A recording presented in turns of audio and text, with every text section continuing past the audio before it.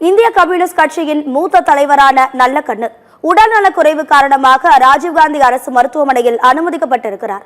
அவரது உடல்நிலை குறித்து இந்திய கம்யூனிஸ்ட் கட்சியின் தேசிய பொதுச் செயலாளர் ராஜா, திராவிடர் கழக தலைவர் கி வீரமணி, தமிழ்நாடு காங்கிரஸ் கமிட்டி தலைவர் செல்வ பெருந்தகை, இந்திய கம்யூனிஸ்ட் கட்சியின் மத்திய கட்டுப்பாட்டு குழு உறுப்பினர் முத்தரசன் மற்றும் பலர் நேரில் சந்தித்து நலம் விசாரித்தனர்.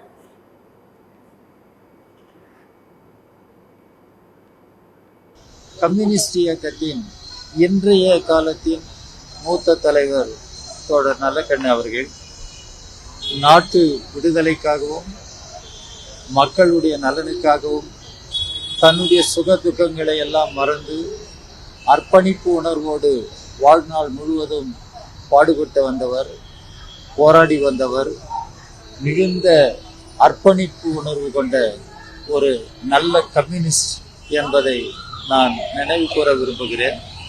அவர் உடல்நலம் கவலைக்கிடமாக இருந்த போதிலும் அவர் நலம் பெற வேண்டும் என்று நான் மருத்துவர்களிடம் சொல்லியிருக்கிறேன்.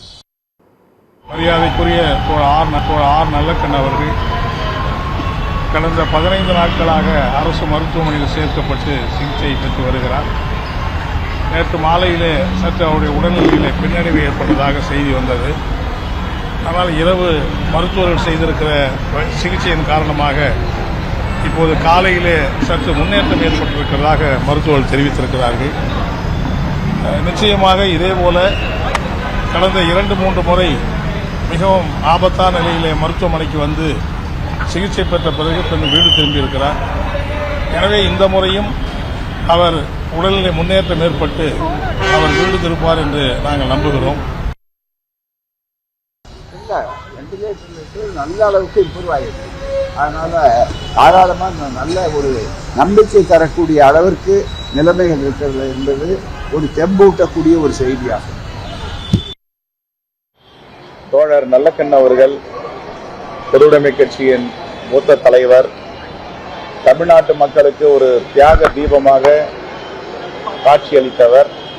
இப்பொழுது அவரை பார்த்த பொழுது இன்று காலையில் உடல்நிலை சற்று தேறி வருகிறது.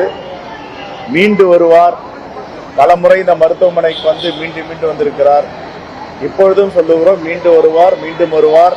தமிழ்நாட்டு மக்களுக்கும் இந்திய மக்களுக்கும் இப்படிப்பட்ட ஒரு சுதந்திர போராட்ட தியாகி தோழர்கள் நல்லக்கண்ணுக்கு நிகரான தலைவர் இல்லை என்று சொல்லும் அளவிற்கு பேரும் புகழும் எளிமையும் நேர்மைக்கு சொந்தக்காரர். மீண்டு வருவார். தமிழ்நாட்டிற்கு அவர் தேவை.